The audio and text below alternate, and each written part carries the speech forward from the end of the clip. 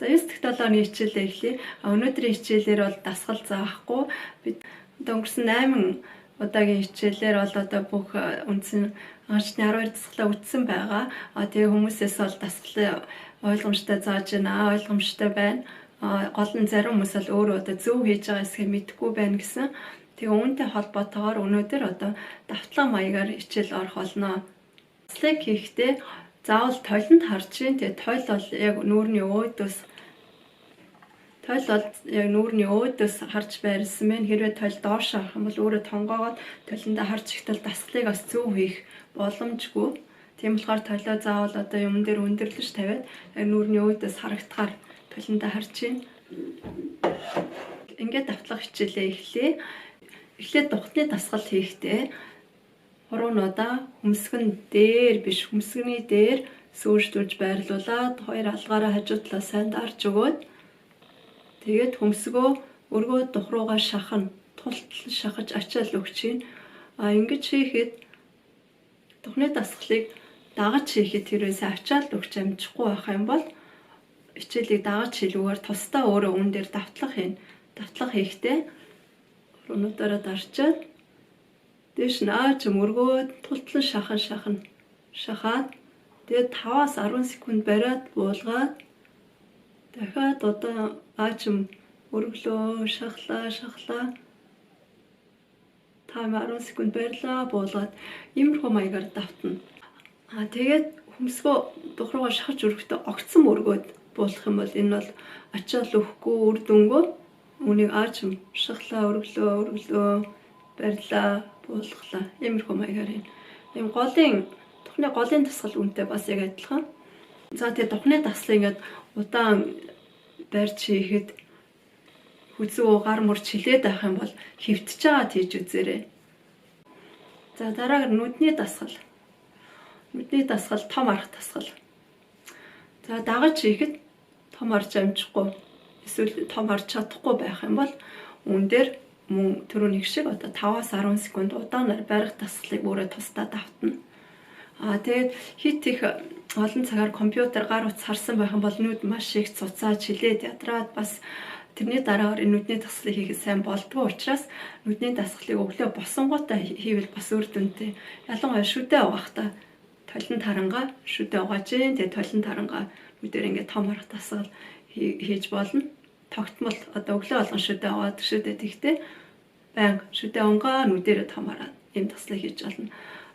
За дараагаар нь доош арах дасгал, дээд зовхоо өвчлөнгээ доош арах дасгал. Дээд зовхоо өвчилж доош арахтаа өөрөө одоо нэг зөв хийж байгаасаа мэдэхгүй байх юм бол доош дээд зохиороо өвчилж доош арлаа. Тэгээ энэ дээр хуруугаараа дарж үзнэ. Дарж үсгэд энд цаана мэдрэгдэх ёстой чангарч байгаа. Тэгээ нэг хийхдээ давтахдаа хоёр хажуудаа тавилгүйгээр доошоо харлаа. Энд дээр хуруугаараа дарлаа, буцлаа. Энэ чангарч явах юм бол зөв гэсэн үг.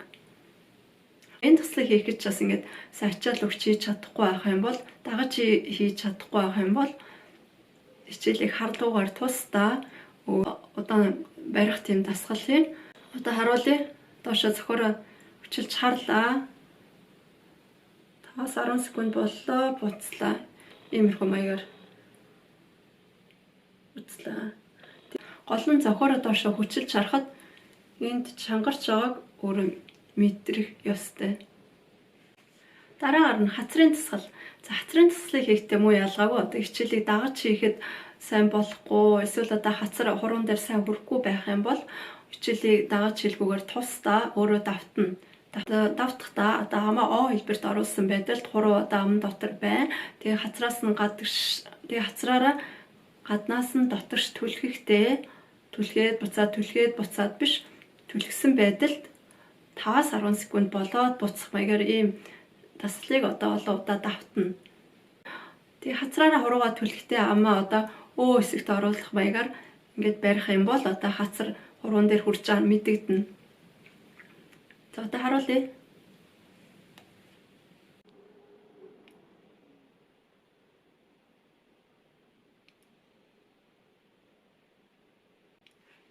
Амаа хэлбэрт орлоо, хуруу ам дотроо хийлээ. хазраараа түлхтээ оо гэсэн байдал. Тэгээ оо гэж заавал дуурах албагүй. Одоо оо гэж хэлэх маягтаар одоо амааныхаа байрлалыг одоо өөрчлөнө гэсэн үг. Иймэрхүү маягаар одоо олон секунд бариад буцаад ийм таслыг хийн. За хоёр дахь хазрын дасгал амархан учраас энийг алгасъя. За уруулын дасгал дээр уруулын зах дээшээ өргөх дасгал. За энэ зах дээшээ өргөх дасгалыг мөн одоо дагаж хийхэд хэцүү байвал мөн тусдаа давтахдаа уруулын засгийг 10 секунд өргөөд бууцна. Иймэрхүү маягаар. Тэгээ 10 секунд бариад ингэ байхад хуруу гарч хилээд байх юм бол гараа буулгасан байдал ингэж давтна. Гэхдээ ийм удаан секундээр одоо барьж хийхдээ эрүүний урд хэсэг хажуу мө амны зах хэсэг хит хүчилж ихгүй. Ингэж хийхгүй. Зөвхөн уруулын зах оролцсон. Ийм маягтай.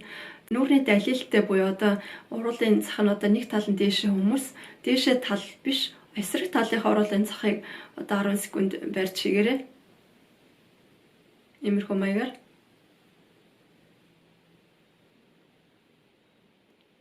За дараагийн уруулын дасгал.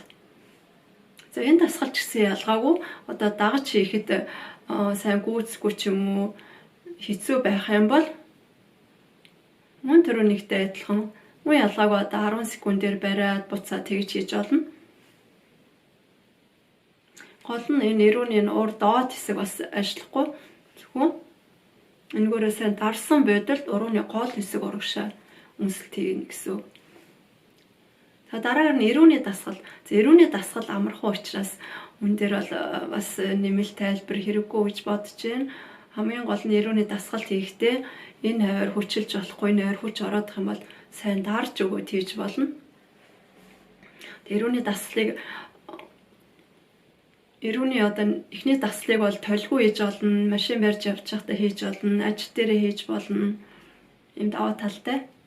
За хүзүүний дасгал бол харьцангуй одоо цөөхөн тоон дээр 15-ын тоон дээр хийн. Тэгээд амархан учраас энэ дээр бас нэмэлт тайлбар хэрэггүй гэж бодож байна.